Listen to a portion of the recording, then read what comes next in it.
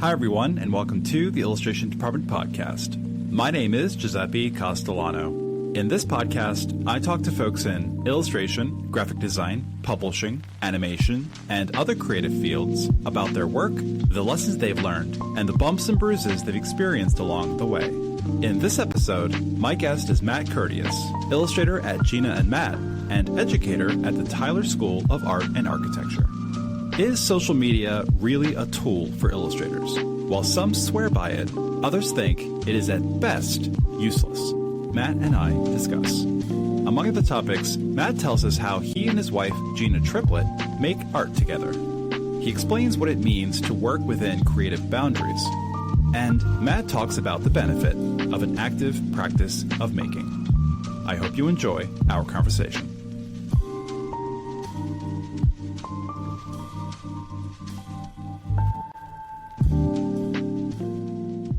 But you sound good. Wow. Good to hear. Wow, technology works right off the bat.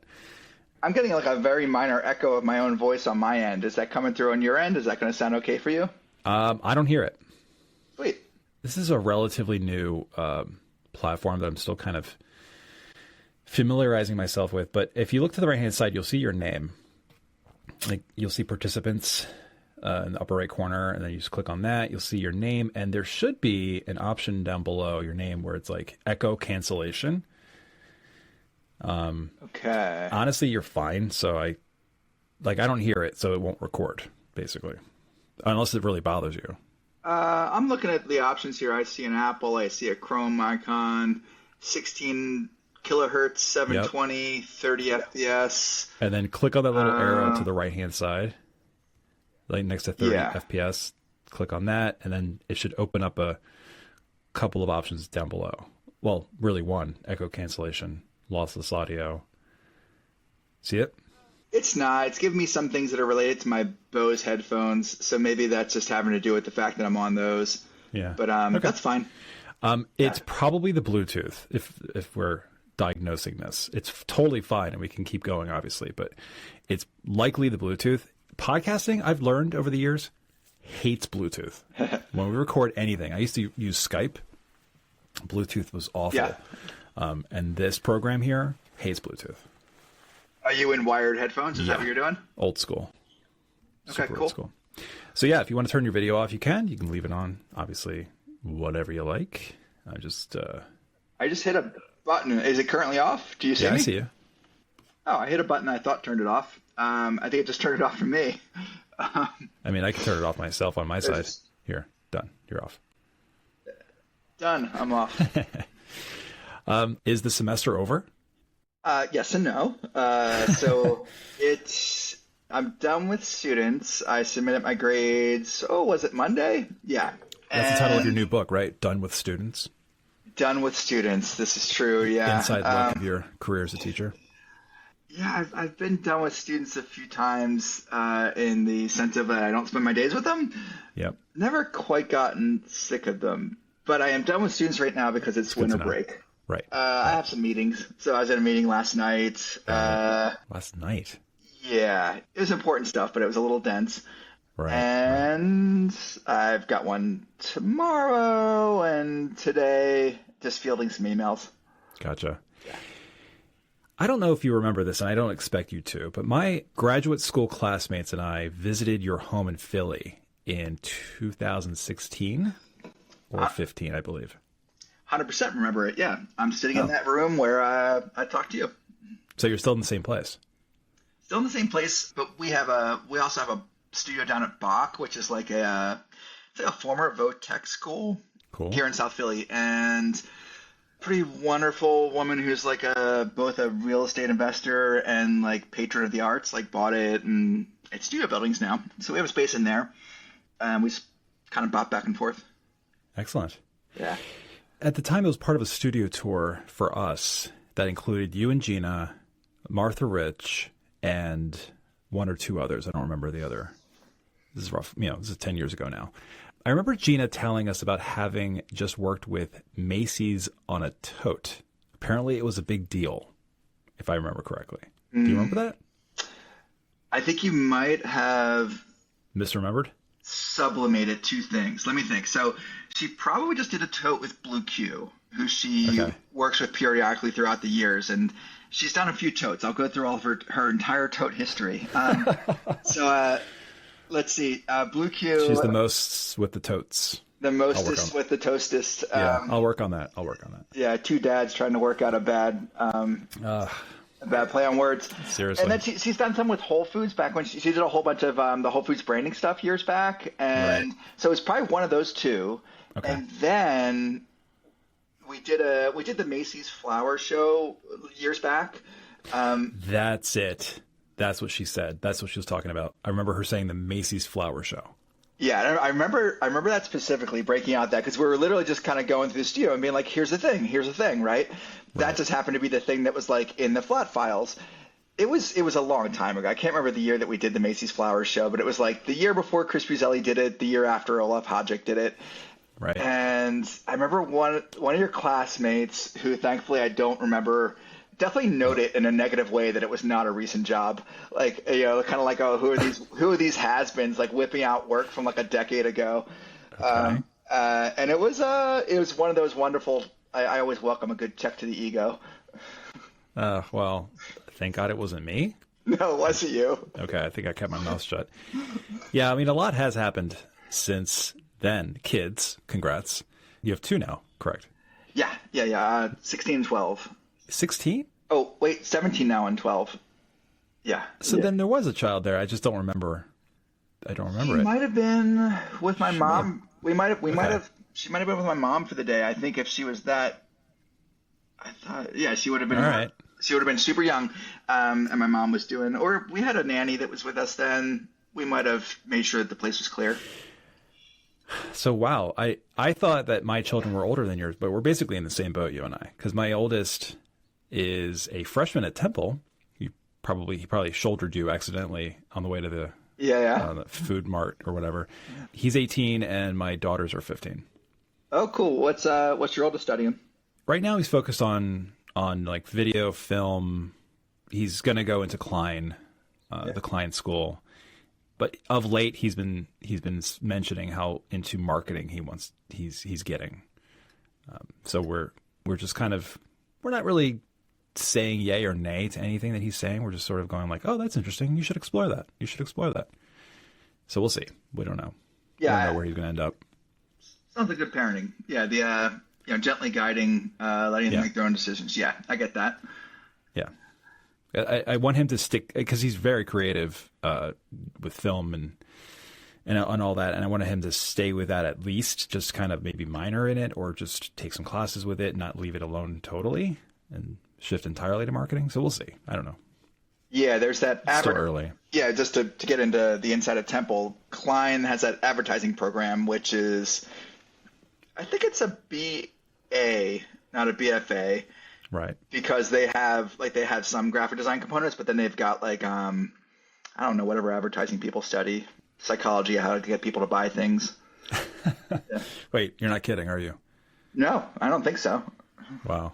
All right, I'll take that class later. I could use a couple lessons probably. Yeah. Yeah, I mean, and then obviously, so there's kids, there's COVID, you moved from University of the Arts to Temple, your agent retired, and then there's all these other projects that you worked on in between. So you're still in the same place. Where are you from originally? So for anyone that knows, where are you living now, by the way? I know you're in the area. Yeah, so I'm from Baltimore. You went to Micah, and then you're in Philly, so that's just kind of telling me that you're from the area, maybe. I currently live, hop, skip, and a jump from Kennett Square, which is about an hour southwest of you. Oh, yeah. Okay. We used to, longtime members down at Longwood Gardens, and would head down there a lot for that. Yeah, we're going there on Friday. Sweet. And then for the light show. You're a little more into illustration history than I am. Love illustration history, but you're like, I would say, real into it. And so being by the Brandywine is probably extra special. Oh my God. I love it. I love every minute of it. It's fantastic. Yeah. So let's see. So I'm originally from Upper Darby, which is in Dullaghan. Okay. Sure. And my folks are from Southwest Philly and then moved out there for the lovely suburban school systems. You don't have the Philly accent. Impressive. Why, thank you for that. Because there's times when I feel like I have marbles in my mouth it's nice to hear that it's not coming across at this exact moment. What is the substance that comes out of your sink faucet? Oh, no, we're not going to go there. I'm just asking. I'm not going to answer that, but I'm going to tell you that in July, I do enjoy a nice water ice. There it is. Yeah. That's what I was trying to get out of you. Yeah. So I guess that makes sense. I guess Mica makes some sense, right? Geographically, it just feels like it was closer to you where you were growing up. Why Mica for undergrad? I just felt like I knew Philly. I was coming into Philly also for like Saturday school classes at University of the Arts, where I'd eventually teach. I took figure drawing with Al Gurry, who I haven't checked because PATH has kind of changed quite a bit in the last 2 years. But he for a long time was head of painting and drawing at PATHA. And Pennsylvania Academy of Fine Arts. Thank you for doing that. Yeah. All right. Which is yet another art school on Broad Street. Yeah. And he was teaching high school kids figure drawing at University of the Arts in a corner classroom that would eventually be my classroom that I can almost see my house from. So between those things, I just felt like I was, even though I grew up in Upper Darby, which is officially over the city line, it borders the city. I feel like I knew Philly real well, and I just wanted something new. Yeah. I didn't know much about Baltimore, and Baltimore was at least not Philly, so went down there. Is that where you met Gina? It is where I met Gina, yeah. I gotta ask, where are you from in Baltimore? Oh, gosh. Well, I was born in the city, but I didn't stay there for very long. When I was a baby, we moved out to the Parkville, Kearney, Cub Hill sort of area, just outside the county, and then just kept sort of working our way further and further away from the city. So then after that was Lutherville, Timonium, Cockeysville, Towson, Bel Air, ultimately. And then I went to RISD. You moved a lot. Yeah, we moved a lot. You mentioned Parkville. I can connect that to Mica. I'm coming through Mica, and I think Gina and I were together at this point. It was either sophomore year. Mm-hmm. Was filling out my gen eds, and the way we used to do it, by standing in a classroom or an auditorium, and you have to wait in line to register for your class before the internet was around. Yep. There was a developmental psychology course that looked kind of interesting. I think at that age, whatever it was, 1920, I viewed everything uber myopically. I was like, what can this do for me? And so I viewed developmental psychology. I was like, oh, this is a way for me to understand my recently past self a little better. Right. And then the first day of classes comes around. I remember walking in the classroom, kind of being 5 steps in and realizing that it was an art ed class, with a few notable exceptions of very, very cool people that I went to school with. The art ed people were a little bit more square than the rest of the art school people. So you knew it when you were in an art ed classroom. Right. By the time I got to the end of the semester, I was like, I think I'm going to do this. And so I hopped in, and they have a 5-year MAT program there. So it's kind of you get your grad degree in just 1 extra year by taking extra credits. And so I was never a person that was I want to be an art teacher, which a lot of the folks in the art ed program were. They had this really great high school experience, and they were trying to relive it, which was not the case for me. Before I knew it, I was an art ed major, and we'll get to the end of our 5th year. We got our degree, and we're looking at where we're going to work. And I ended up teaching art at Parkville High School. Which wow. Yeah. I taught there for 3 years. They were wonderful years, and then we had to get out of Baltimore. It was Gina's career was kind of growing, and Brooklyn was looking more and more appealing. So you did the Brooklyn thing before you went to Philly? Yeah. Moved up the Park Slope. Of course. When we first graduated, Julie and Allen had somewhat recently taken over the program down at Mica, and Gina was working as his assistant. She was kind of on this assistant track. She had interned with Whitney Sherman. She had interned and then assisted. Oh, nice. Yeah, I saw her on your list, but I haven't had a chance to listen to her podcast. Yeah, she's great. She is great. I think she started as an intern, then maybe went on to assistant with Dave Plunkert and Joyce Hesselberth at Spur Design. Sure. And then she assisted Julian, and Julian had just recently moved from his amazing loft up in Tribeca, and he and Victoria had this beautiful brownstone in Bolton Hill there in Baltimore, and we were just sometimes I would go help her out, so sometimes I'll say we. He's had his lifetime of illustrations in these unorganized flat files, so we were kind of let's put all the Rolling Stone covers in one file, and then maybe take all that, take all these other things and put it in another file. Oh my gosh. But he was always like really encouraging of Gina to move up to New York, and it was kind of like, get up to the big leagues. And we had like a certain resistance to that, and then eventually we came around to it. What I find funny about this conversation already is, and we're going to get to it in a hot second, is how already like you've basically just slipped into telling us about Gina and less about you. It's wonderful how intertwined the two of you are and how your careers have connected for so long. And it's just funny. I don't even know if you know that. I don't even know if you recognize the fact that you're just talking about Gina, which is great. Let's talk about Gina. That's nothing wrong with it. I just find that to be really charming. I'll do it if you let me. Yeah. I do warn my students when I don't lead with my own work, but of course in the classroom, all of us are going to land up talking about our own work at some point. Yeah. I do warn them, like, listen, I'm not schizophrenic. When I talk about my studio, it's going to be a lot of we, and there's only one of me, but there's two of us. Yeah.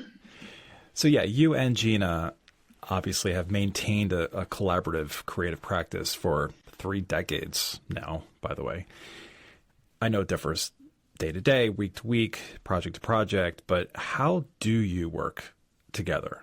I read that it's a sort of artistic dialogue, one artist responding to the other. That's lovely, and that's exactly what I would write in my website if my wife and I are working together on our work, but the reality would not be as flowery. But maybe it is for you guys. That's definitely more about paintings that are bound for a gallery, right? So those don't have to have a defined outcome, which is the real beauty of them, right? And so there truly can be like a conversation, and you don't know where that conversation is going to land. That's the whole point of them. But illustrations, they need to hit a mark at the end of them. So those are a little more, and this is a process we've arrived at over time. Usually one of us will take lead, meaning just on the pragmatic side, like that person will lead on communication.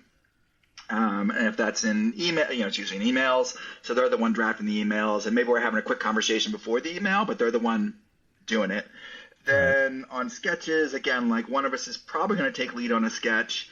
Sometimes we're passing them back and forth in like a true kind of like spitballing session, but like more often it's like, one person does a sketch and they either draw on the other person's style, or they kind of say like, I hacked this in here. Can you like draw out this section of the sketch in the way that you draw? Right. Then it just kind of follows through unfinished like that, which used to be like, passing canvases and pieces of paper back and forth when our illustrations were fully analog. And now they're either digital or tradigital. Yeah. It's just Dropbox and things back and forth. And I know you know this, and this is I've mentioned these couples before on the podcast, but this is very much in line with what so many sort of like husband wives or partners have done over the years. Most famously of late, I would say, is Leo and Diane Dillon. Yeah. Allison Martin Provenson, for anybody who likes mid-century work. You can't really tell who did what, but you can kind of tell with you guys. I mean, when I look at the work that you and Gina create, there's a combination of flatness, of a graphic flatness, and a much more sort of botanical art looking rendering. I hate that word, but that sort of thing. So who's who? Yeah, we'll just use the words like flat and volumetric, which occasionally will leave like there'll occasionally be like an advertising bro who's like, what? But most people get that language. Yeah. So going back to art school, like I studied painting, not illustration. Gina studied illustration, so we would just like trade notes at the end of each day. Mm-hmm. I didn't have, coming into school, like I had a wonderful teacher in high school, but like she wasn't great at communicating what illustration was about. So I came into art school with like this kind of low view of illustration being like, I don't know, some nerdy stuff. And Gina was getting like some really cool stuff in her illustration classes, and we became aware of American illustration. So like my eyes were opened up, like, oh, illustration can be rad. Yeah. And I was throwing all this painting ideas at her. And so we kind of had this dialogue that would just throw together. We both loved our art history courses, and so even the types of paintings that we weren't doing, we were like just really stoked on like other types of painting. Right. And when we first started collaborating, it was like, let's throw as much of that in there as possible. So we're like, oh, Franz Klein has cool brush strokes. Let's do that. Let's do this. Let's do this. Let's do this. That's how I even started painting like volumetrically. I was doing a little bit of that in my own work, and the idea of like painting in like a quote realistic style was just sort of like, it was like something to bounce off of other types of painting. It wasn't like it wasn't a real focus of mine outside of like drawing class when you're supposed to just like really render the hell out of something. But it became a focus because I loved art history, and there's so many hours of art history that I could reference that way. That carried through to what we do today. What you and Gina are doing is counter to what most illustrators these days hear, or not even these days, but over the last handful of years are hearing, in terms of like, what is it that you should be doing with your work stylistically? You should slot into one style. You should focus on one genre or one type of client. As someone who teaches young artists and illustrators, who's been in this business for as long as you have, do you feel that expanding one's field of vision with respect to clients and revenue streams is no longer required, but necessary? I started with style, then I kind of went with something else, but that's no, I got it. I got it. Yeah, you got it, right? Yeah, I got it. Yeah, okay. And I like that you pointed, because I was like, oh, I got to talk about style first, and then like what the style is applied to. But let me talk about style first, because even that, like we have, like our portfolio right now is more stylistically broad than it ever has been, and that's like, so for instance, like the easiest thing to point to is like I'll render things that are just all like my real mark. Yeah. That wasn't the case. Like that wasn't the case for like a long time with our collaborative paintings. We never isolated that part of it. And so even like we always had a Gina portfolio because she was an illustrator before I was. And so like her parts always pulled out into her work. I never pulled mine out into like something separate because I didn't want to. Yeah. But then I was actually talking with a friend of mine who has a branding business here in Philly, and he actually pitched the idea. He was like, why don't you just do something simple, like do something that's like uber usable. And I was cooking a lot at the time, and so that's kind of like where we were doing some food work, but I was like, let me just make it just about the food, not about the food plus all these other things. And then that led to some other work. And so there's some parts of our portfolio now that are like just my parts, which stylistically are a jump from like the collaborative work. So it kind of organically got there, which is, I think, the way I handle it with my students. Like I think that the idea of like the pitch they make to the world being stylistically unified is still, I'd say, the best path for someone who's, you know, just launching their career, because it's the best way to get people to listen to you, because you're like saying something pointed and concise. And then, you know, we've always been lucky to have great role models, and like Melinda Beck's such a great role model for this idea of like stylistic, you know, diversity, and she came to it the same way. Like, you know, she evolved through all these different kind of thoughts over time, and it's not like anyone sits down one day and is like, I'm going to invent a new style. That would be probably a really bad way to do it, because it probably wouldn't come across as genuine. The reason why we've done so many different things, and it's actually something I almost advise against. It's just like part happenstance. Like we just never really fell into a niche where people just kept calling us for something, and then part we had short attention spans. Like when we had like so much work we had to turn things down, we were always taking like the new thing, because it was just cool to see our stuff like on a new thing. A lot of it's not even our portfolio anymore, but like, you know, it's like, oh, like a snowboard, a mural, a sneaker. And it was just like grabbing stuff because it was cool to see our, you know, before you could just mock it up on whatever you wanted. And before, like, there's all that print on demand places, which kind of broke my heart, because it was like we would do jobs just to see our stuff on a pillow, just to see our stuff on a shower curtain. And now it's like anybody can do that. Now, reflectively looking back, I was like, oh, we probably should have like fallen into a niche and just really gone all in on like one thing, so that when people thought of us, they would be like, oh, those are the people that do that thing. And I don't think we really occupy that space in anyone's mind right now. Yeah, I mean, there's no right or wrong answer to this, I don't think. There's just, you know, people's opinions based on their experiences. I tell illustrators that I mentor, I tell them to widen the net. Widen the net, but if you don't catch anything, if you don't feel comfortable going in one direction or another, as far as clients go, as far as where your work could go, fine. But at least explore it. At the very least, think about it. For example, I hear from illustrators all the time, like, I just want to be a children's book illustrator. Okay, that's fine. But that doesn't preclude you from maybe exhibiting your work at a gallery, or doing greeting cards, or home goods, packaging, puzzles. There's so many other places that your work could go. And I just feel like, especially these days, it's been this way, honestly, since the internet. It's been this way for about 20 years.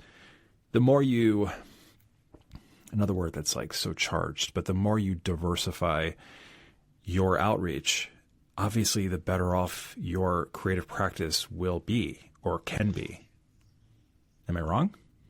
Yeah, I take it from a slightly, and maybe this is the way you do it too, you just didn't say it, but like, I like to actually not even start with like, what's your market, right? What do you want to apply to? I just start with like core values, core interests, your history, your past, who are you as a, who are you? And then we eventually land up on like, oh, you're a storyteller, you really love to get into characters, you like to hold on to your childlike qualities, and what I'm doing is I'm building the base for someone who's probably going to have the conversation about like kids books, and they're probably already there, but it kind of undergirds that decision of like, this is why you're here. Right. And then what you've done is then you can kind of go like, what else allows you to apply these interests? And then it does all the things that you just said, greeting cards. And we might even go further where it's like, what about if no one's contacting you? Is there anything that you could make happen? And that's where maybe you get into like, do you want to have a shop on your website? Do you want to table places? Do you want to make zines that'll let you kind of like get to be a better storyteller, building out that muscle of narration, but a writer.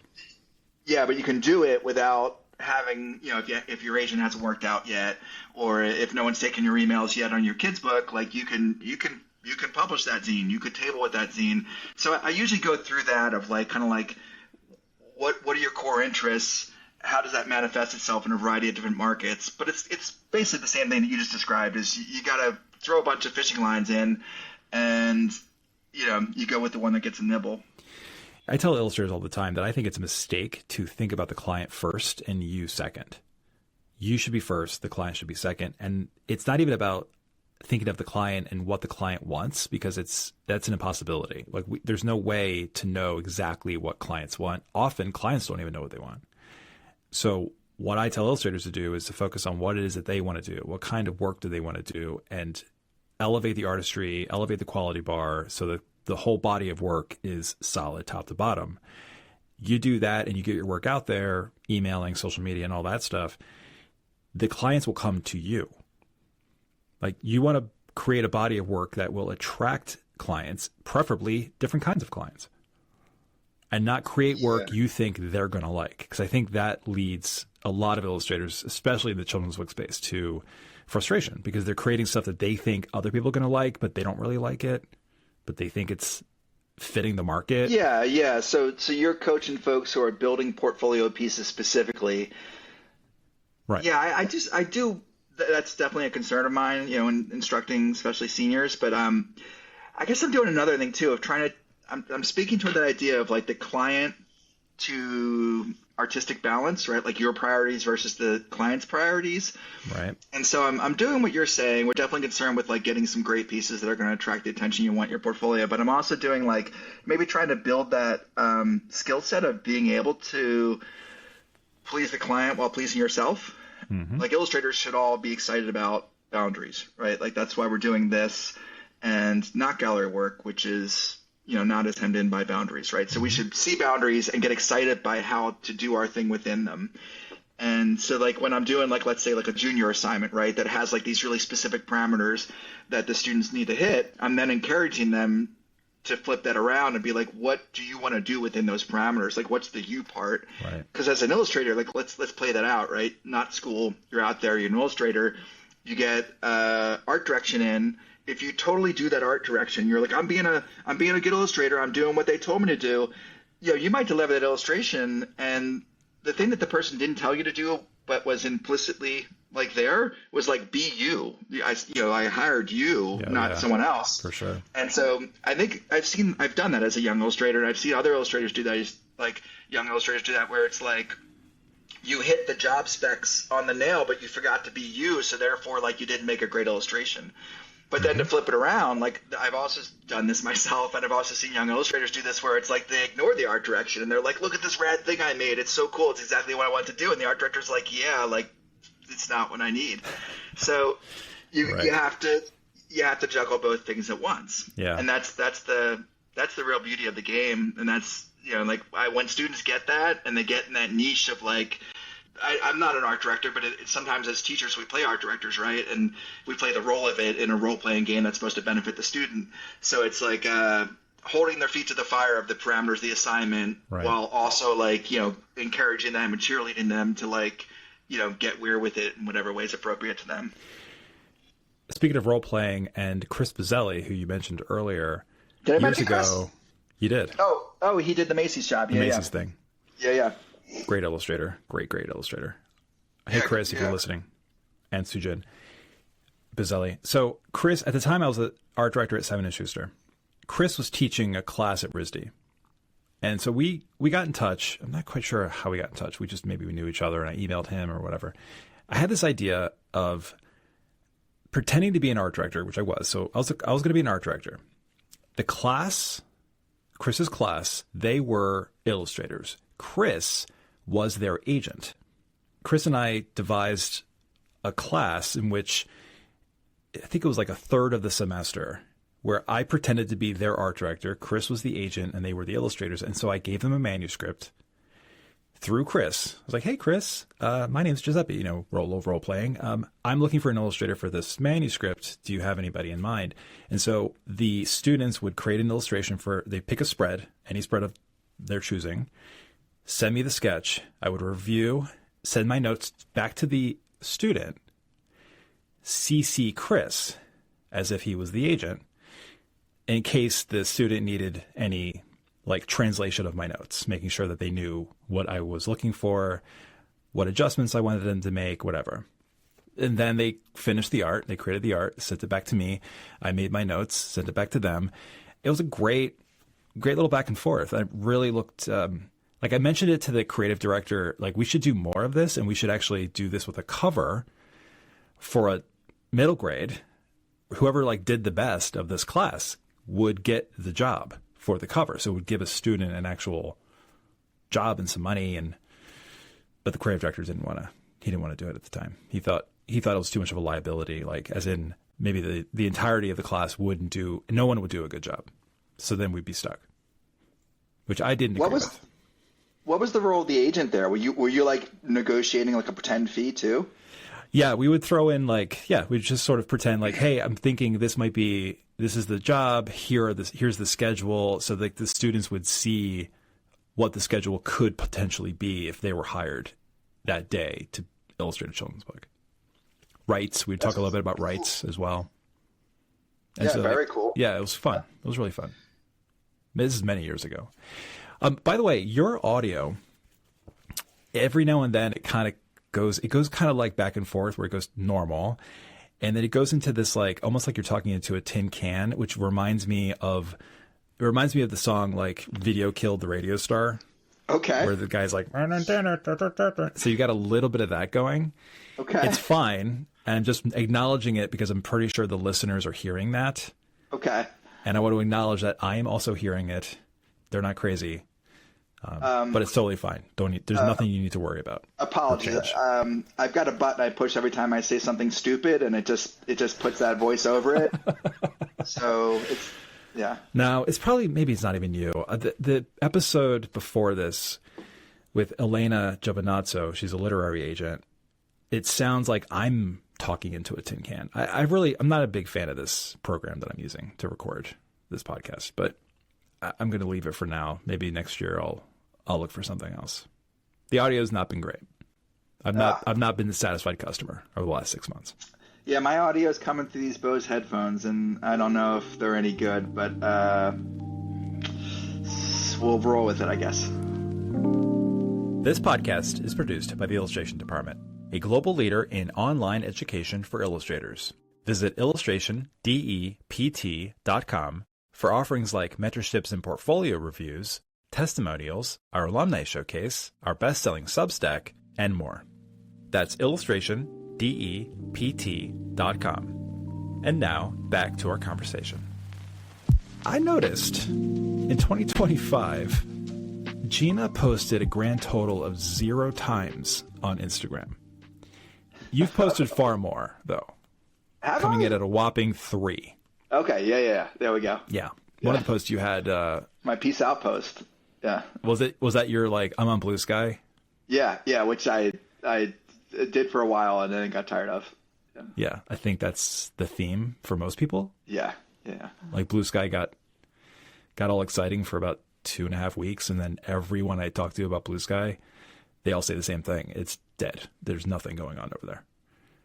It was also the echo chamber thing. Like, if we could just talk about that for a moment. Like, I was looking. Talk about whatever you want to talk about, man. Cool. Yeah. So like, want to talk about the Phillies for 35 minutes? You could, but I got nothing on any of the ball sports. Next time with somebody else from Philly. Yeah, I just wanted Blue Sky to be like my new Twitter. So like Twitter was different things for different people. So like we're close with Jess Hische, right? So it's like she was so great on Twitter. She loved Twitter because she's a word person. She's an image. Jess Hische. Jessica. Oh yeah, sure. So like she was so. I acquired her first picture book. Oh, nice. That's great. Tomorrow You'll Be Brave. Mm-hmm. Yeah, sorry. That's a rad book. I love that book. But she was like, she both like took and gave so much to Twitter and was really great on that format, right? Right. It was never that for me. For me, it was just news, right? It was just like how I would keep up with politics, right? And since that kind of went down the toilet, like it was like I've just been looking for like something to play that role in my life, and Blue Sky was just too much of an echo chamber, and like it was nice to have like not like a bunch of like toxic Nazis on there, but like you're also like I need something that's not overly rosy, and I think that's kind of what it was. Yeah, I hear you. I man, gosh, I wish 2012 Twitter was still around because that was such a great time for social media. Do you say anything to your students about using social media? Because it doesn't seem like you or Gina really do. It's evolved over time, but at this exact moment, I coach them in best practices, but the best practices are not going to take you anywhere unless you want to be an influencer, which is I don't shit on that. Like I think that it's a legitimate choice for folks. Like I couldn't imagine myself, but if someone wants to target for that, like that's what that tool is aimed for now. It's not really built out for an illustrator to pursue like a traditional client-based illustration career. So I've talked about like IRL is it, right? Like, and that's really what the basis of our career was always in-person relationships. I'm actually kind of excited that that's all the more important now. We used to be way more active on social media, but it was never like our main thing for getting work. So like I used to do like a do as I say, not as I do situation of like kind of coaching on best practices for social media. But now it's not even. It's come around to like and when I would do it as I say, not as I do. I would say like this is what I do, and what I do is having long-standing relationships and trying to form new relationships with people, and those have become clients over time. Little story about how that started. All right, here we go, anecdote-ville. So when I was just boyfriend of Illustrator, not Illustrator yet, I was Gina's plus one for, I want to say like a decade before even having the thought of like, hey, we should do illustrations. Okay. So this was like the American Illustration Party, maybe Society. Right. AIGA events were really hot at the time. I had no skin in the game, so I was just going to these events to enjoy myself, enjoy the company of other people, and all those other people were other illustrators, but a lot of art directors too. And so by the time, like day one for me of like, oh, I want to try to get illustration work, I had put in ballpark a decade of time of just trying to be good company. And that is still my advice for how to navigate these social / professional events is just be good company. Don't be an angler. Like no one wants that. Yeah. So that was how we carried ourselves even once we like decided we were collaboratively illustrators. I don't know. That has its limitations, of course, because you only get so many times to socialize. I'm older. I don't socialize as much. But I don't know. Right. I don't know what other options are like available. It's like you can get a rep, which we had for a long time, and maybe we'll get again one day. You can cold email just like everybody else. Right. You can post on Instagram, and you're going to get if you're lucky, if you get in the teens for engagement. I don't know. Maybe some folks are getting 20%. I doubt it. Right. You can go in with the LinkedIn folks. LinkedIn's so tempting because it's like it removes the fake idea of Instagram and other social media platforms being like, look, I'm just being social, I'm just being myself, but I'm really just trying to get work. It's very like, trying to get business, but trying to pretend that you're not trying to get business. Whereas LinkedIn at least pulls down that veil. Outside of that though, I don't know how, like, I don't have any case studies to point to of like, this is the big LinkedIn person that's doing awesome on there. So other than, again, people trying to establish themselves as influencers, I have like zero case studies of anyone killing any social media platforms right now. Nor do they have to, in my opinion. I think between LinkedIn and Instagram, you're good on the social media front. If you want to join other platforms, obviously, do what you need to do. But yeah, I think Instagram is the place that everybody checks. And by everybody, I mean these potential clients, these art directors. People check Instagram when they're waiting for their popcorn to pop in the microwave. What do? They sit there and they check Instagram. They're not checking LinkedIn. No one's checking LinkedIn. They check Instagram. So that's where their eyeballs are. The way I sort of frame it up with illustrators is, where are the eyeballs of these art directors sitting the most? Where are they looking the most?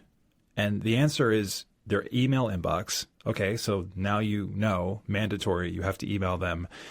What's the second place? Instagram. Why? Because people are human, and these days people just check Instagram like every 5 seconds, every chance they get.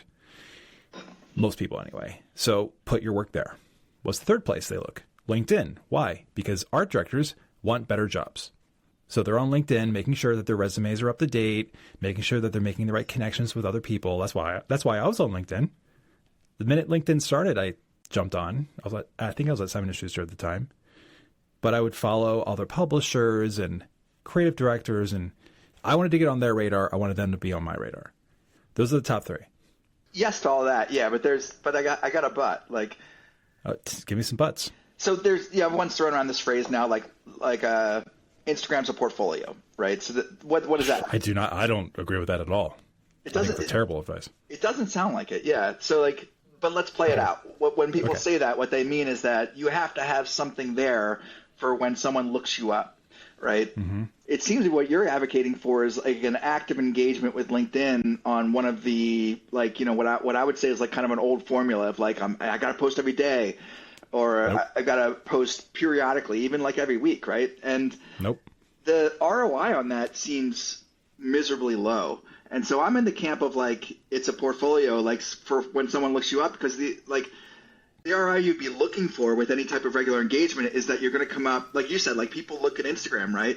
But like the likelihood that they're going to see your work, because Instagram's just become like the shittiest strip mall in the world, So like it's maybe if you were like selling stuff, I don't really know how the algo works. That's another problem with it. It's like it's so opaque. Right. But like, it just from my own looking at it, like I look at it less and less. So to your point of like, while you're like, if art directors are looking at when they're popping popcorn, I would argue less than ever, because they have to be getting the same experience that I am, which is a crap experience, right? It's just not fun to look at anymore, because you're just selling me like, like shitty pants. So like, best practice right now, I'd say, is like, get like a solid group of work up there, engage in stories, so like stories is still moderately fun, like throw stories up of your life and your work mixed together. And when you get really cool things to share, like sure, do a new post, but like don't hang your hat on like it being like the thing that's going to break you through, because you just set yourself up for disappointment. Yeah. So no, I don't advocate for posting all the time. In fact, I tell illustrators, you don't work for Instagram. Don't stress that you haven't posted in a couple of weeks. Post whenever you want to post. It is your schedule. Post however you want, however much you want, however little you want. Instagram and LinkedIn, that's not the we all focus on posting. Like, well, when I post, I don't get as many likes as I want, and it's not even about the posting, it's about the presence. Just have a presence. However you want that presence to look is entirely up to you. If you want to post every week, every other week, every day, everyone's an adult. Everyone can make their own decisions on how often how they outwardly use it. But what LinkedIn and Instagram do so well is the connection thing. So you were referencing earlier about like you want to, meet people and make these connections. So those two platforms are where most art directors hang out. generally. So I think that's a pretty objective statement. So with LinkedIn, you can find the art directors, and if they have a page, follow them. Keep following as many art directors as you possibly can, and other kinds of clients. You don't have to connect with anybody on LinkedIn. You can just follow them. It's an option.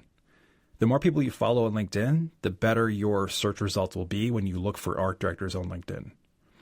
Same goes with Instagram. The more art directors you follow on Instagram, the more likely it is that they will follow you back, so that when you do post a story, your platform, your story will be at the top of some art director's Instagram when they do open up the app.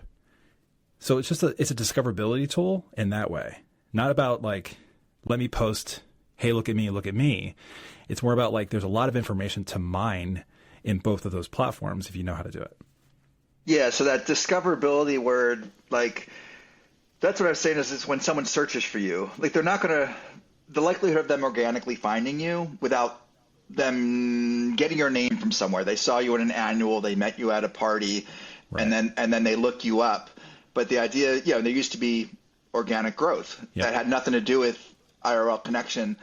I'm sure it's present for a few folks, in a few instances, but in the larger sense, it's not an expectation I would hold anymore.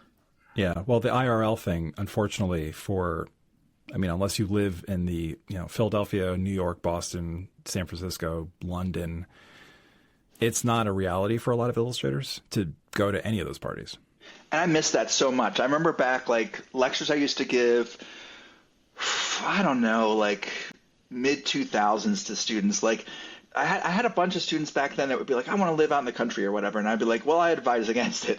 But let me tell you what to do right. if you do. And I would talk about, you remember Penelope Dullaghan, still a great illustrator, but used to have, I can't remember what her blog presence was, but she had this really cool blog presence. And then, of course, she started Illustration Friday, which was – it was the first like prompt-based like illustration community that I ever saw. It might be the first prompt-based illustration community just period. Where she would give out a prompt every Friday, which of course has become so commonplace. But so she lives, I don't know, I think in Illinois, but like not in like the greater Chicagoland. Mm-hmm. I could have that wrong, but that's what I think. And anyway, it wasn't like an illustration hub. And so she created an online hub around her own community in the social media days. Right. So like this idea of like the blog or the community blog, like I miss that so much. To me, like that was the zenith of like online socialization. Right. I'm just not sure, like I certainly can't think of a great way to do it right now. What was the one that John Martz was behind? I don't know. You tell me. I don't know if I knew that one. It wasn't. I don't think it was drawn.ca, was it? If it was, I wasn't up on it. Yeah, these are Illustration Mundo, Illustration Friday, drawn.ca. There's a couple other ones that I use as an art director as resources to find illustrators. That's cool. Yeah. I mean, there was Draugr that like Zim set up with a bunch of folks. There was one. I remember Gina used to do like a message board pre all these, like back in the 90s. That was like the first time she was maybe talking to like Taxali and like Scott Bakal and Jeff Soto was real active on that. Yeah. What's up, Scott? I can't remember what it was though, but yeah. So anyway, there's this lineage of like real ways that people connected that were really beautiful. And of course, like, social media supplanted all those. And what we really did without knowing it was we gave up the power of space, the power of connection to something that we had no control over. Yeah. And had its own motivations. And that's a Pandora's box. Like, I'm not going to say, like, I have no idea of how that would ever get back. I probably won't. Just looking at the reality on the ground of, like, it's not an awesome space to connect right now. No, it's not. The one benefit, I can't believe I'm defending social media here, because trust me, of all the people you've ever met, I'm in the top 3 of folks who hate social media more than anybody else. Trust me on that. But it's a tool. Like, I don't love my hammer in my toolbox. It's dirty, it's cold, it's got splinters, but I use it because it's a tool and I can use it. I don't use it every day. This is what I tell illustrators too. Like, social media isn't something that you have to use every single day. It's like, just like you don't use a screwdriver every day. You use it when you need it. Same goes with social media. But one of the things that social media does provide that is a thing, whether people admit it or not, is the social proof. Now, Not to say that you need 10,000 or 15,000 or 20,000 followers. You don't even need that many. 3,000, 1,000, just a collection of folks who, more than 1,000, let's say, let's put some concrete numbers on this, that are into your work, that can push an editor or an art director or someone over the fence, and if they're on the fence about hiring you for a project, because they can see that you are gaining the attraction of a community who all feel like you do good work. The social proof is important. I'm not saying it's the end all be all, and I'm not saying we all need to sweat to get it, but we can't ignore the fact that it is in play when clients, whether they admit it or not, are considering you for a job. Oh, no, 100%. That is the reality, and that's definitely what we all need to acknowledge. I can give an exact example of that. I think it's come up twice. I can remember one of them, and I'm talking about is the follower count, where it actually, I think all clients are paying attention to it, but like there was 2 times where it became apparent to us. One of them was a Gina job that I don't think went through. It was an ad job, and they show you the mood board beforehand, and so they'll have like some of your past work on there. And this one had like past work, name, and follower count, just all listed right there. And so like she's in a Zoom with like the team, and there it is, just for everyone listed. Gina's follower count is decent. Like it's not huge, but it's decent. Mine's significantly lower. But it was like, I'm trying to think if she got to see the other folks that were on the pitch or not. But presumably they all had bigger follower counts, or this is a few years back. Okay. But yeah, so like it was that time when like the thing that we suspected happening, we got to see, obviously it's happening because here it is right in front of our face. Yeah. So yeah, totally. Like they're paying attention to follower count, but I guess there's a split between the world that is and the world that like should be, to the degree that like there are people listening to this that might hire illustrators. I think it's ridiculous for them to be looking at that, because that is a metric that is very dated at this point. Like it hasn't been 100%. Yeah. And so like you're looking at this metric of like who cared about this person 5 years ago, and not a metric now. Because honestly, like within, you're like, let's take this like book publishing instead of advertising. Like folks are looking at follower count and they're going like, oh, you got 50,000 followers. That's 50,000 sold books. That's real. Nope. I get that. And maybe 5 years ago, a decade ago, that would have been true. Nowadays, like those people aren't seeing this person's post anyway. So like, like it's not true anymore. Yeah. Yes. But yeah, I'm not going to argue that it's, I'm not going to be the person saying social media is irrelevant. I'm just saying like, it's frustrating and it's so much less relevant than it used to be. And to play your hammer metaphor out, it's like, sure, it's a tool, but it's a tool that like when you started banging on that nail was an actual hammer. And then over the course of like the time that you got the nail banged in, it turned into like a Jello hammer that barely even hits the thing. Nice one. I like that. You're not wrong. But every little bit helps, I think, just with every illustrator, whatever it is that people want to do, obviously do, but a combination of all of these things that we're talking about today, or some combination, whatever works for folks listening, can really help establish that career. Oh, yeah. Turning our attention over to the University of the Arts for a second. When the University of the Arts went bankrupt in like the most shocking and abrupt way possible, how did Tyler step in? Like, what was your role in all of it? All right, so context. Let's think. This is happening in 2024 now. Yeah, so I was 2 years removed from UArts at that time. I had taken a year-long sabbatical where I was officially still at UArts but wasn't in contact. Right. And then I had been at Temple for a year. And I should just say, sometimes I'll say Temple. It's Tyler School of Art and Architecture at Temple University. So yeah, if anyone isn't familiar with the Philadelphia area, that's what I'm talking about. Mm-hmm. So emotionally, just for me, before I even speak for Tyler or Temple, like I invested, it was like 15 or 16 years of my life into that place. And so it was pretty crushing. I have this huge alumni base here in Philadelphia and broader who I was just feeling I was really feeling for. Yeah. And I was just moderately thankful that at least like as far as like specific individuals that were in school and had that yanked out from underneath them, like I wasn't yet in contact with any of them in any way that was other than like just sort of a spiritual connection through the institution.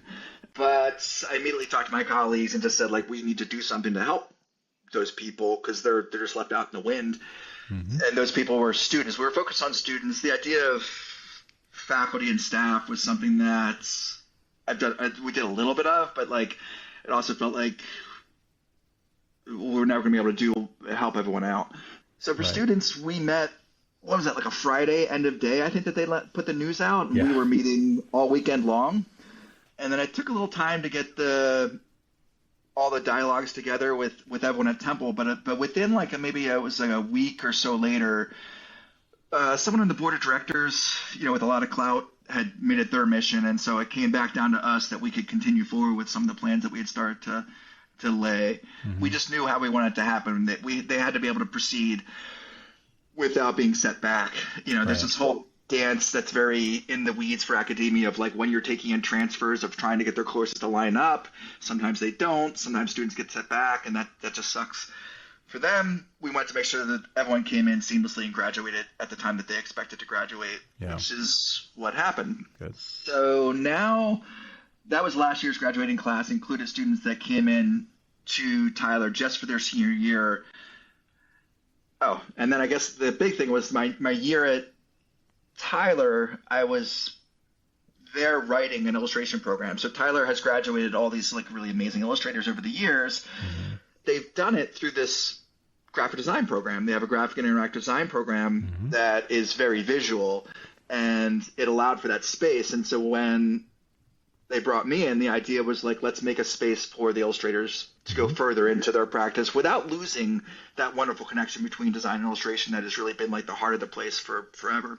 Sure. So I was working on that, working along with especially two of my colleagues, Kelly and Abby, and we had put in our new curriculum. And then what happens is it moves through the wheels of academia, which I've become really used to. It doesn't even bother me anymore that like you put stuff in, it goes through committee of approvals. Everything takes at minimum a year just to be approved.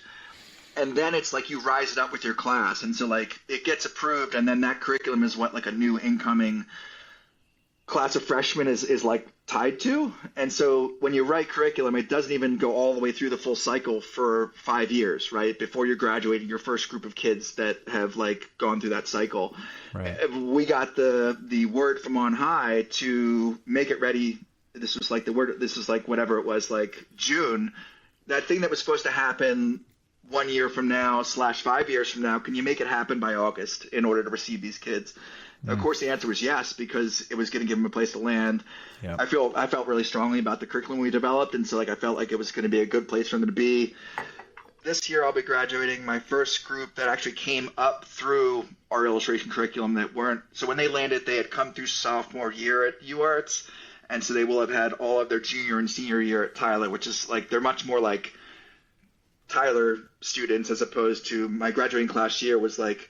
They had a great year with me. I really enjoyed it. But, like, you know, they had 3 of their 4 college years at UArts, and that was the bulk of their experience. Yeah, I mean, it's just sad about the University of the Arts on so many fronts.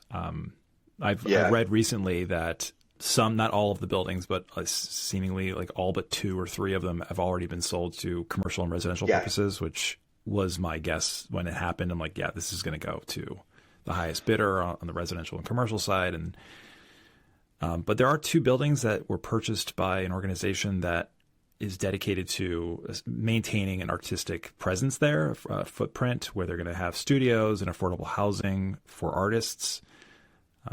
This is something I read a couple of days ago, so I can't remember the exact organization, but that's you know, that's okay. But it's just like, I mean, this is the school that graduated Richard Amsel, who did the Indiana Jones posters. Helen Borten and Aliki Brandenberg were 2 very, very prominent children's book creators. And then, you know, Brian and Jerry Pinkney, which everyone listening probably knows. I didn't even know about it when I was in high school, weirdly. I don't know why that is. I mean, I wasn't even that far away from it. I had like maybe I had a recognition or a name recognition problem or something. I don't know why it didn't come up in conversation when I was in high school, and it should have been. My art teacher was telling us about Pratt and RISD and Micah and SVA, but not University of the Arts. Like I didn't even, until I started studying illustration history, I wasn't even like fully aware that University of the Arts was like this giant, old, like venerable art school. Yeah. It's a bummer. The school had some kind of direction management problems for before I even got there. Sure. To the point of like when you were in high school, you hadn't heard about it and you grew up down in Baltimore, to the point where I grew up just outside the city and like I wasn't interested in going there. So they had messaging problems going back.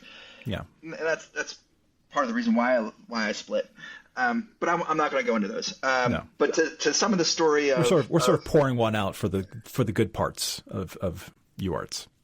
And illustration was always one of the good parts there. It always was very strong. Yeah. It built that history of amazing alumni that just could go right up to the current era until the place closed. Yeah. They did that through great classrooms, great community. Mm-hmm. It was a great place to be in the illustration program there. Yeah. I mean, heartbreaking doesn't even describe it. Like, it's just crazy. I live like a half mile from there. And again, like I see alumni of mine from UArts Illustration. I see them multiple times every week. Like I can't just live my life in South Philly here and not see alumni. Yeah. I can't say enough how much that is my community here.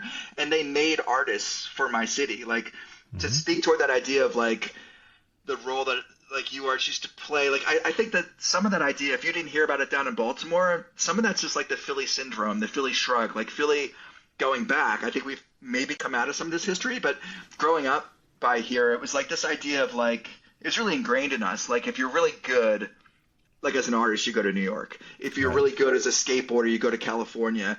But like no one stayed here. But then those things switched. Like you had pros start staying here because Love Park grew, like street skatings grew. You had artists staying here, and it really transitioned to where it was like people were moving to the city that didn't grow up like in the tri-state area. Yeah. That happened at some point while I was in Baltimore or Brooklyn, and that's really made like for Gina and I, like that's what made this a real city to move back to. Whereas I was like happy to be gone from it for a while. Yeah. And then it's grown so much since then. Like if I meet someone in a bar and like they're not from the area and they decide to move here, like I'm definitely going to pester them on like, why'd you move here? And because I just love hearing those stories. Because it's always something cool. I just love that they chose this place that I love so much.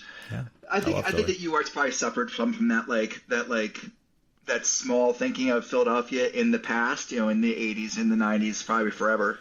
Yeah. That I think we've mostly shook that yoke off. But now we're in this space where between the PAFA, the Pennsylvania Academy of Fine Arts, and UArts closing, we've got like 50% less art schools in Philadelphia. There's more across town by the Art Museum, and there's Tyler. And I don't want 50% less artists in Philadelphia. That's kind of this where I am. And so like running that program there, I kind of have this modest view of running a program. Like there's always these pushes to have like higher enrollment. I've tried to resist that. Like I feel like some of it's ego tied, some of it's money tied. I think that a more healthy way, and this is the way that I'm encouraged to do it at Tyler, is like what's the right size for this program? Like what's the right size that benefits the students? What's the right size for them coming out? Mm-hmm. But there is that countervailing thought of like, I want there to be a shit ton of illustrators in Philadelphia because that's the community that I like to live in. I think that's the slogan for Tyler. I'm pretty sure I saw a sign when I dropped my son off. It is. We want a shit ton of artists in Philly. Yeah, they're tolerant of my dirty mouth. I can't help it. Yeah. Well, that dude, man. I mean, that's obviously a noble pursuit, and all the more power to you and your team, and Temple and Tyler. And here's hoping that, here's hoping it grows, but obviously, very conscientious growth, and not growth for the wrong reasons, but for the right ones. Yeah. Go Philly. Yeah, Philly's amazing. By the way, speaking of South Philly, my wife and I are going to be there on Sunday. Oh yeah, we'll bring you to town. It's our annual Christmas or holiday dinner, the two of us. Now that our kids are older, as I'm sure you've experienced this, or you're experiencing this, you can go out. Yeah. Philadelphia has a proliferation of wonderfully expensive places with great food right now. Yeah, they do. We stopped by the Philadelphia Museum a couple months ago. First time for me. And it was amazing. I love that museum. It's so manageable. And their work is incredible. It's like the Met, except not as overwhelming. Right. Yeah, I like that manageable. It's like earnestly said, but also a little bit of a slight. Like, yeah, it's really small compared to all the New York museums. No, it's great. It's great. Yeah. Do you know they have those the artist membership level? Have you looked into that? No. Oh, it's like crazy cheap. Yeah, they offer an artist membership, and it's worth doing. Oh, I think. Well, we're members of the Brandywine, and that's part of the whatever museum something association. Okay. If you're a member of one museum, you can go to other museums for free. That's cool. Yeah, I can't remember what it's called, and I don't feel like looking it up on my phone. Museum Association something. So we could talk more about Philly and all these other good things, but let's remember that we do have a lot of illustrators listening. Maybe some of them are feeling a little bit better about the birds now that they've won. What would you like to share with them directly? What piece of advice would you like to impart upon them? Something from you to them. Oh gosh, advice. This is something. So like guidance and mentoring is like more how I view like my time in the classroom with students. Same. Advice, I get a little squirrely around. I lay it out every once in a while, but sometimes I feel maybe a little bit like it's a little like hitting someone over the head with something. But I do have a few things that I think have like been true for me that maybe come up like perennially. Yeah. So again, most of my time doing this, we do workshops at Icon, things like that. But most of my time, like trying to advise folks, is for folks that are like about to launch their professional career. And so one of the things I've been on is like their goals are so, in that case, those folks that are about to launch a professional career, their goals are like making their first mark, right? Like getting their first clients. That is where their mind should be at the time. But then I try to plant the seed of like once you do that, right? You achieve that first goal, start to look a little down the line and plan the next goal after that, the next goal after that. Like where would you eventually like to go? And the thing that I'd like to make that I would recommend having through all of it is like staying curious, like not resting into like a set or fixed like view of the world, view of your art, view of like what you do. That's been something that's been true for me, like always like looking for something that I remember earlier, like I said, how like with clients, it was a overly squirrely kind of approach of like, I want to see my stuff on this. I want to see my stuff on this. Right. There was actually like something good there. And it was the idea of like that curiosity of what would it look like. And I think that even though like maybe I wish that I would have fallen into a groove of being like a certain client base, the part that I like about that is that you know, at 51, like I wake up and I'm stoked to make new stuff, right? Like to see what would happen and not even knowing exactly where it's going to land, just seeing it through. Yeah. So that's the first thing is like staying curious, not just it as like a bromide, but like actually something to live by at each era of your life. Like it's never okay. Again, I had really great role models this way. Julian Allen was really great this way. Like never falling into a thing of being like, I'm old now. I get to be calcified in my thinking. No. You don't get to be calcified in your thinking. You always have to stay flexible as an artist, and also I would say as like a decent human being. So me, I have young people around me all the time. That's what I like. It's one of the great things I love about it is like they're always like, you know, testing my boundaries of like even like my Overton window within like the political spectrum is I really love that. It's kind of like, oh, I think of myself as this way, real progressive, and then someone will like kind of show me like, oh no, what actually. You know, here's this other idea that's to the left of you, and then I get to chew on that and consider that and bring that into my own value structure. I can't say how much I value that, and that all comes from that idea of staying curious. And the next thing is like you mentioned earlier, like Martha's studio tours. She does that I think better than anybody, but I try to do like a pale imitation of it. I've always done studio tours and I love it. And there's these things that come up every single time. I just did a tour of actually Martha's studio and some other folks in that same building. When we returned to the classroom and the students were like repeating back the things that really resonated with them, both from Martha and the other folks we saw, it was that idea of personal work and your own interests driving your illustration work. Again, like in my classroom, it's what we start with, and the look of the illustration and the target of the illustration kind of grows from there. But again, like once you're not in the classroom anymore, you kind of have to remind yourself of that, right? Like not to lose your way. And one way to not lose your way is just to have an active practice of making that's not for both the client, but also for a designated outcome. For both Gina and I, like that's been a thing. Mm-hmm. It's taken different shapes. So like for a while it was like, paintings that we put in galleries. For a long while it was our sketchbooks we would spend time in. But it's always been something. Our hands like haven't been dormant for a Gina's especially. Gina's like a work machine. So Gina's hands are never dormant. Mine, because of the juggling act of teaching, like have never been dormant for long. To learn more about Matt, visit ginaandmatt.studio. If you find value in this podcast, consider becoming a patron. In return, you can access bonus episodes, receive invitations to our Art Directors After Hours series, and get a 10% off discount code for all ID offerings. Become a patron by visiting patreon.com/illustrationdept. Thank you so much for listening. Until next time.